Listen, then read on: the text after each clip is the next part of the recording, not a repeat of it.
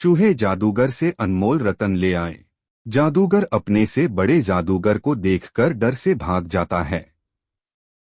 अगले दिन दोबारा राजा ढिंढोरा पिटवाता है। कुब्जा बुढ़िया के घर के पास ढिंढोरा पिटता है। तब यह जवान लड़का पूछता है कि यह ढिंढोरा किस लिए। बुढ़िया उसे सारी बात बताती है। तब लड़का कहता है, मैं यह काम करता हूँ। अभी देखो, यह नागमणि पकड़ो। जवान से बुढ़िया कहती है, देखो सभी जानते हैं कि मैं यहाँ अकेली रहती हूँ। मैं रोज राजा की बेटी के लिए फूल छुड़ाकर दे आती हूँ। अब इस स्पर्धा में भाग लेने पर पता नहीं राजा क्या कहते होंगे। उस पर वह कहता है, डरने की कोई बात नहीं, कहना कि मेरे घर मेरा पोता आया है, वही स्पर्धा में भाग लेना चाहता है। बुढ़िया राजा के पास जाकर वही बात कहती है। यह लड़का गाना गाते उस रात नागमणि लेकर कुएं के पास पहुंचता है।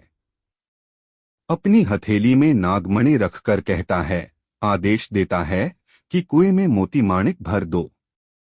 तुरंत कुआं मोती माणिक से भर जाता है। सुबह होते ही राजा कुएं के पास आकर देखता है मोती माणिक। यह देखकर राजा की आंखें चौंधिया जाती हैं। तब वह राज्य भर में तोरण बांधकर फूलों से शहर को सजाकर इस लड़के से अपनी बेटी की शादी धूमधाम से रचा देता है। अब राजा की बेटी दामाद राजमहल में खुशी से रहने लगते हैं। राजमहल में रहकर यह लड़का ऊब जाता है और शिकार खेलने की इच्छा से एक दिन जंगल में जाता है। तब सांप द्वारा दिया गया अनमोल रत्न वह कुब्जा बुढ़िया के घर हिफाजत से रख कर जाता है। यह सब वह जादूगर छिपकर देखता रहता है। जंगल की तरफ लड़के के निकलते ही जादूगर भिखमंगे का भेष बनाकर भीख मांगने आता है। राजकुमारी सुपड़ी भर मोती माणिक भिक्षा में डालने बाहर आती है। तब जादूगर कहता है, मुझे मोती माणिक नहीं चाहिए। उस खिड़की के पास अंदर से एक रत्न दिखाई दे रहा है, तुम उसे भिक्षा में डाल दो, मेरे लिए उतना काफी है। लड़की वही करती है। जादूगर नागमणि पाकर घर लौट आता है। वहां जंगल में वह लड़का यह भूलकर कि नागमणि घर में छोड़ आया हूं, अपनी जेब में तलाशता है। जब वह नहीं मिलती है, वह घर लौट आता है। घरवाली से पूछता है कि यहाँ जो रत्न रखा था उसका क्या हुआ। लड़की सारी बातें उसे कहती है। लड़के को पत्नी पर बहुत गुस्सा आता है। वह उसे खूब पीटकर कहता है, आज से मेरा तुम्हारा रिश्ता खत्म हुआ। जादूगर आधी रात के समय जादू करता है। उससे राज्य और पलंग इसके पास आ गए। आते ही वह पलंग पर बैठकर सोचता है कि यहीं बैठे रहने से मैं इस लड़की के घरवाले के हाथ फंस सकता हूं। इसलिए तुरंत चूहा राज्य की पास वाली गुफा चलो कहा। तुरंत पलंग के साथ वह गुफा में पहुंच गया। तब तक सुबह हो गई। लड़का देखता क्या है कि यहाँ बीवी पलंग कुछ भी नहीं है। तब लड़का अपने ससुर से कहता है। राजा दामाद पर क्रोधित होकर उसी को दोष देकर पूछता है कि तू ही बता मेरी बेटी कहाँ है।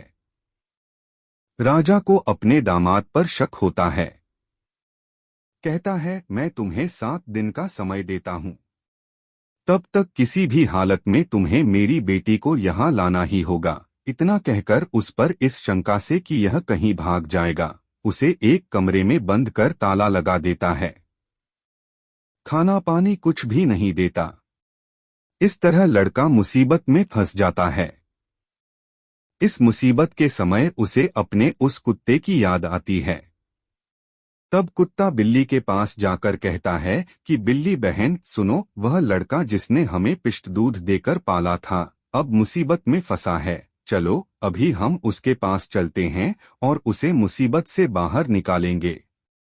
तब इन जीवों ने उसकी मदद करने का उपाय सोचा और सीधे उसी जगह पर आए जहां राजा ने उसे नजरबंद कर रखा था।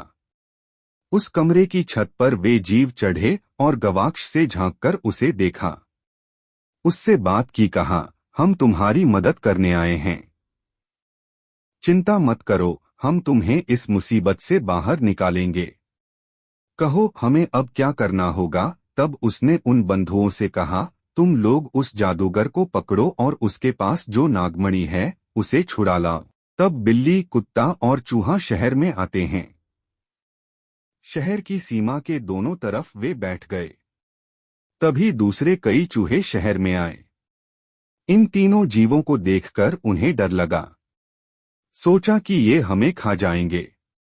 इसीलिए वे चूहे के सामने वाले मकान में घुसकर बैठ गए। कुछ दिन बीते। चूहों को भी खूब भूख लगी। तब कुछ छछूंदरों ने आपस में बातचीत कर कि हम इन लोगों से पूछेंगे कि ये इतने दिनों से यहाँ इस तरह क्यों बैठे हैं। वह इन जीवों के पास आई, पूछा, बताओ भाई लोग, तुम यहाँ क्यों आए हो? हमसे क्या चाहते हो? तब इन तीनों ने जवाब दिया। कहा, कुछ नहीं, यहाँ पर पहाड़ के ऊपर एक गुफा है। वहाँ पर एक जादूगर है। उसके पास माणिक रत्न है। उसे लाकर हमें देना होगा। हमारी बात मानो तो ठीक, नहीं तो हम तुम्हारे पूरे शहर को बर्बाद कर डालेंगे। इन बड़े बड़े चूहों ने इनकी बात मानने का आश्वासन दिया। तब सभी चूहे गुफा के पास आए। ढूंढते हैं, माणि रत्न कहीं नहीं मिलता। उन चूहों में से एक छोटी पूंछ वाला चूहा था। जादूगर के चेहरे के पास जाकर उसने झांक कर देखा। तब उसे जादूगर की नाक में माणिक रत्न दिख गया। उस छोटी पूंछ वाले चूहे ने उसकी नाक पर छलांग मारी। उससे जादूगर को जोर की छींक आई। उसके छींकते ही नागमणि नाक से नीचे गिर गई। चूहे उस नागमणि को उठाकर पहाड़ से नीचे आते हैं और बिल्ली को उसे सौंप देते हैं। तब ये जीव चूहों को यह कहकर कि हम तुम्हारा उपकार कभी नहीं भूलेंगे, नागमणि को लेकर राजा के शहर में आते हैं। आते समय रास्ते में जोर की बारिश हो जाती है।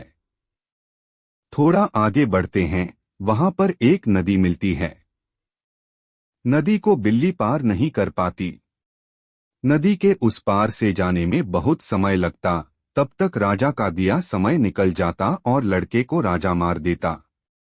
तब क्या करते? कुत्ते ने कहा, फिर वह नागमणि मेरे हाथ दे दो, नहीं तो मैं नहीं आऊंगा। ऐसा क्यों? दूसरे जीवों ने पूछा। कुत्ता कहता है कि तुम लोग ही वहां पहुंच पाओगे तो लड़का समझेगा कि तुम ही लोगों ने उसकी मदद की है।